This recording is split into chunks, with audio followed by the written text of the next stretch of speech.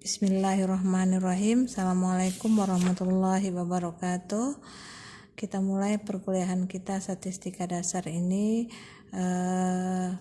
dengan bab 1 kita yang berjudul bab 1 kita. Judulnya adalah peluang. Dari subbab yang pertama 1.1, kalian bisa lihat di buku pegangan kita, yaitu buku yang sudah saya infokan di grup.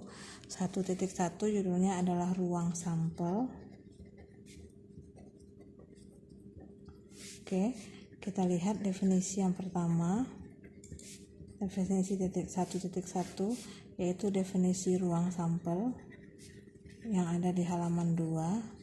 Bisa dibaca atau bisa dilihat di situ. Ruang sampel adalah himpunan semua hasil yang mungkin dari suatu percobaan.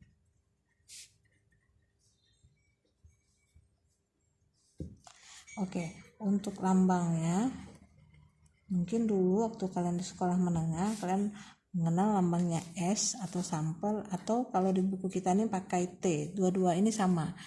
Jadi nanti kalau kita belajar berikutnya, materi sesudah ini adalah kejadian. Kejadian itu adalah bahagian dari ruang sampel. Dilambangkan, kalau himpunan kan lambangnya huruf kapital tuh.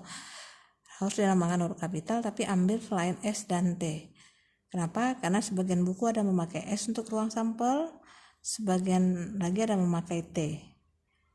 Untuk kejadian ya, kalau kejadian berarti kita hindari memakai lambang S atau T.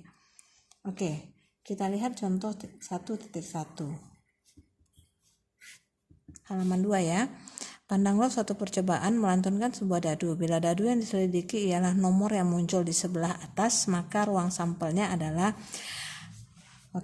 bunyi percobaannya adalah melempar satu dadu. Nah, apa saja hasil yang mungkin nih? Kita lambangkan dengan T atau S. Untuk seterusnya kalian boleh pakai T atau kalian boleh pakai S, tapi konsisten. Kalau T, T semuanya, kalau S, S semuanya. Nah, karena dia himpunan pakai kurung kurawal ya.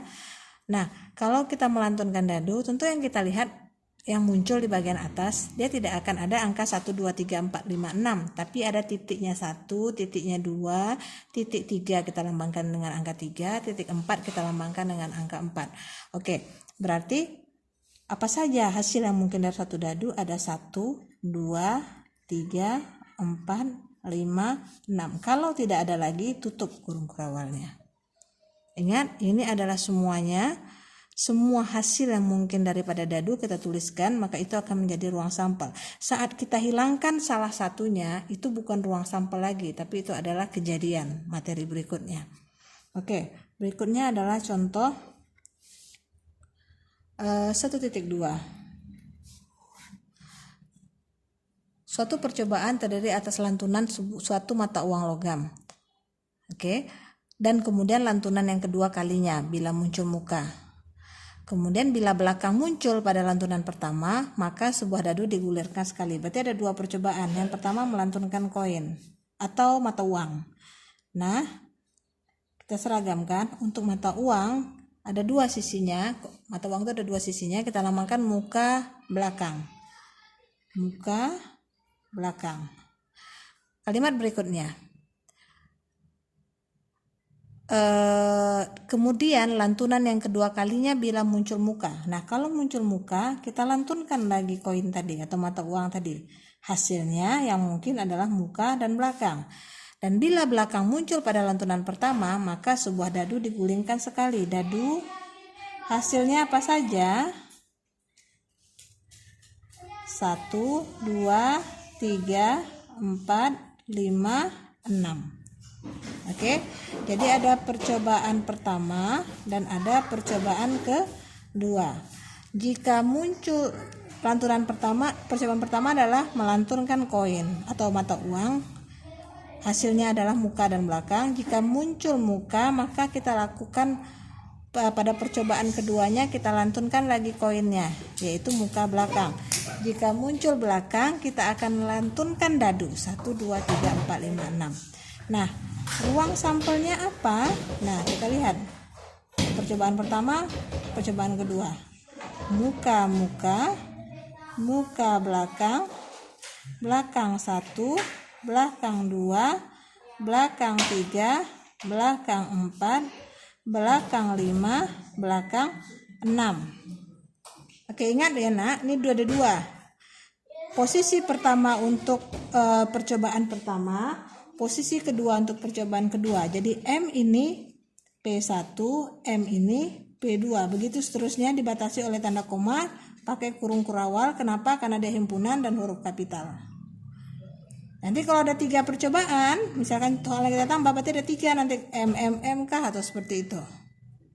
Jadi ini untuk contoh 1, 2. Kita lihat berikutnya contoh 1.3.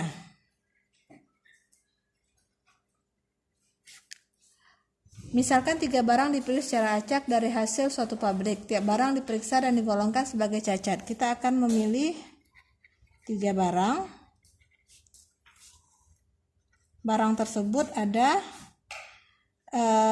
C-nya adalah untuk cacat, B itu adalah yang tidak cacat. Apa saja ruang sampelnya? Cacat, cacat, cacat, cacat, cacat baik, cacat baik, cacat baik, cacat, cacat. Nah, sudah habis yang B-nya, kemudian masuk ke 1B, kita masuk yang 2B-nya. Masuk 2B itu seperti ini, cacat, baik, baik. Buat berurutan ya. Nah, baik, cacat, baik. Apalagi? Baik, baik, cacat. Terakhir apa? Baik, baik, baik. Oke. Nah, ada berapa dia? Ada 8. Untuk menghitung berapa anggota ruang sampel, itu kita pelajari materi berikutnya. Oke, kenapa saya tadi saya menekankan untuk memperhatikan urutannya. Habiskan dulu yang 1B, kemudian masuk yang 2B, supaya kita bisa mendeteksi nanti ada nggak yang ketinggalan. Kalau ada yang ketinggalan, itu namanya tidak ruang sampel lagi. Seperti ini, saya misalkan ke dadu. Belum tentu percobaan pertama, pelemparan pertama yang muncul adalah muka dadu 1, tapi bisa saja 6 dan seterusnya dan lainnya. Oke, tapi untuk memudahkan kita urutkan 1, 2, 3, 4, 5, 6. Oke, sekian untuk video kali ini. Nanti kita akan sambut video berikutnya.